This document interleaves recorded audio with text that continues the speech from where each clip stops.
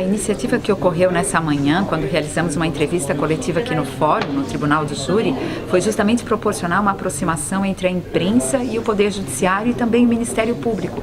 O objetivo é de conscientização da sociedade em relação aos problemas que envolvem a violência doméstica e familiar, já que a nossa realidade, que não é diferente da realidade que acontece em todo o país, é bastante preocupante. Esse assunto, então, nos toca diretamente, já que quando uma família tem esse problema dentro do seu lar, todas as pessoas que estão ali sofrem os efeitos negativos disso. E por isso a importância de falarmos sobre o papel das instituições, sobre o papel da sociedade e de cada um de nós.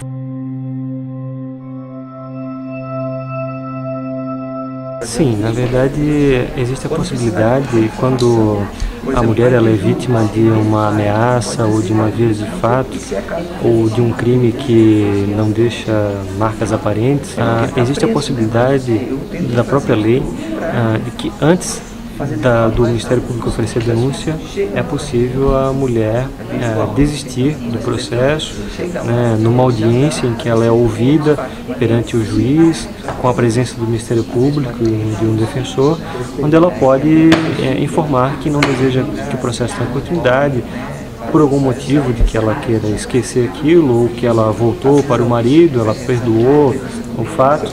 Então, a própria lei ela possibilita a interrupção de um processo criminal que foi dado início com uma denúncia dela na autoridade policial, mas por alguma razão ela queira desistir. Só que são crimes envolvendo ameaça, via de fato, não são crimes mais graves, como por exemplo lesões corporais. Nessa situação a mulher não poderia desistir do processo.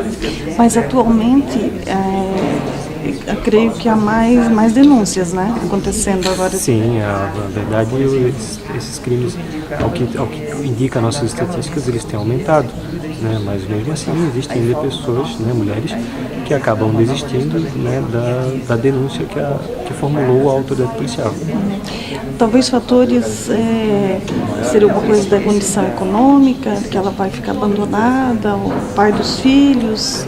Nas audiências o que nós percebemos é, às vezes, ou porque ela queira esquecer aquilo, né, que ela nos revela pessoalmente, é porque ela quer esquecer aquilo, porque né, ela mudou para uma outra cidade, ou porque o ofensor mudou para uma outra cidade, então não tem mais contato, eles acabaram se resolvendo assim, né, ou então porque a mulher acabou perdoando o marido e voltou para ele, né, então não tenho como dizer exatamente se foi uma questão financeira ou não, mas é claro que às vezes isso acaba levando a mulher a desistir, sim.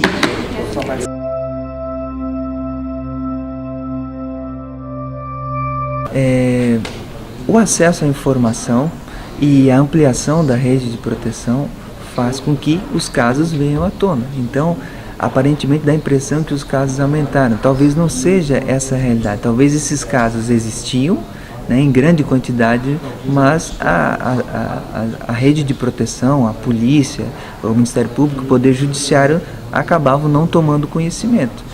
Então, com a divulgação, com o fato de esse assunto estar na pauta todos os dias, na imprensa, né, nas discussões, na comunidade e até, né, no ambiente do Estado, né, em vários setores, discussão muitas vezes no Poder Legislativo, no Poder Executivo, no Poder Judiciário,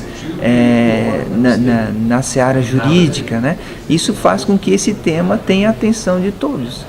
E, de alguma forma, talvez haja um encorajamento e um esclarecimento das pessoas a buscar auxílio. Então, talvez pessoas que possivelmente, mulheres que estavam sendo vítimas e não sabiam o caminho, ou mesmo que tinham o direito de buscar uma proteção, elas talvez se sintam esclarecidas e estimuladas agora a buscar essa proteção.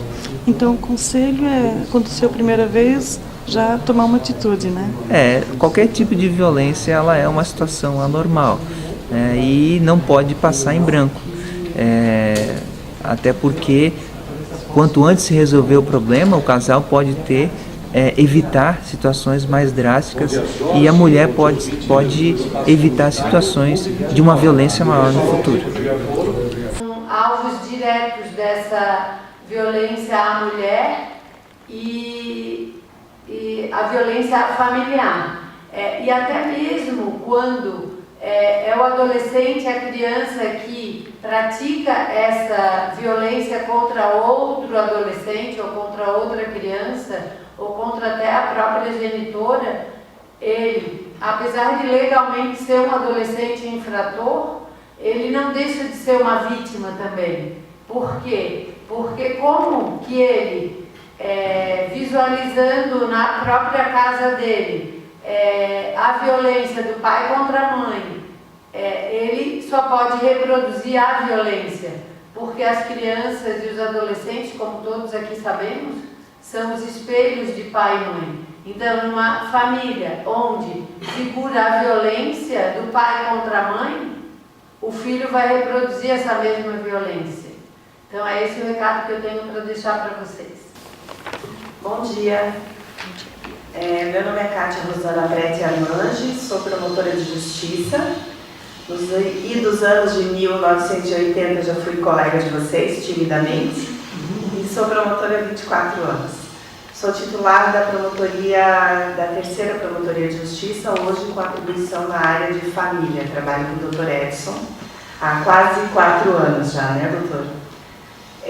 A função do Ministério Público na área de família, infância e juventude, da qual eu também fui promotora há quase 5 anos, é justamente cuidar do interesse da criança e do adolescente nessa questão de violência doméstica, violência familiar, que envolve sim a criança e o adolescente e os filhos.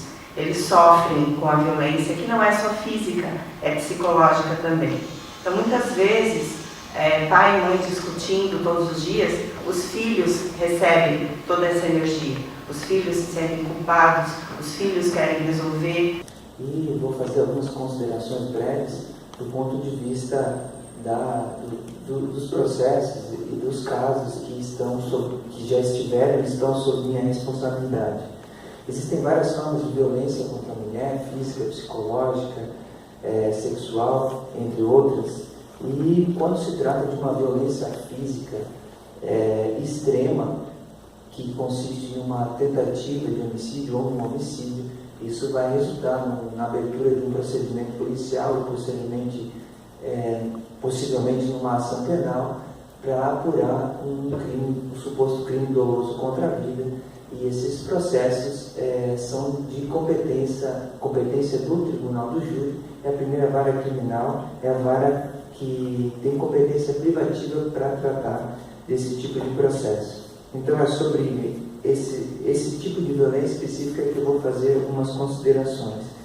Em 10 de março de 2015 entrou em vigor uma alteração no artigo 121 do Código Penal, prevendo uma nova qualificadora.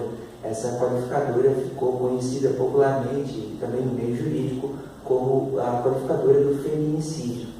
Acrescentou-se a qualificadora é uma circunstância que torna a infração penal mais grave e, portanto, sujeita a uma pena maior. Então, ao prever esse homicídio qualificado, né, contra a mulher por razões da condição do sexo feminino, o Código Penal tornou mais grave a conduta de quem pratica esse ato e, portanto, sujeita a uma pena, a uma pena maior e proporcionalmente proporcional ao ato praticado. Então, no caso de a mulher ser vítima de um homicídio ou uma tentativa de homicídio praticado nessas condições, né, com essa situação do feminicídio, esse processo ele tramita na primeira vara criminal e uma tramitação que se desenvolve basicamente em 2 fases. Uma primeira fase chamada instrução preliminar, o réu é citado para responder à ação e ter oportunidade de defesa. Depois é realizada uma audiência, depois da audiência tem as alegações finais das partes e no final o juiz profere uma decisão. Se o juiz entender que há elementos razoáveis e indicativos de um crime doloso contra a vida, ele encaminha esse processo ao Tribunal do Júri. E depois de preclusa essa decisão, então o juiz marca o julgamento pelo Tribunal do Júri, ocasião em que um corpo de jurados né? Aqui nós estamos bem no local onde ocorrem os julgamentos do Tribunal do Júri, enquanto o jurados vai realizar esse julgamento, né? Decidindo sobre essa acusação de feminicídio. Numa pesquisa rápida, né, eu fiz um levantamento, desde que essa lei, criando a qualificadora e, né, especificamente o que se designou por crime de feminicídio, que nada mais é do que um homicídio qualificado por essa circunstância, desde que essa inovação legislativa entrou em vigor, que foi em 2015,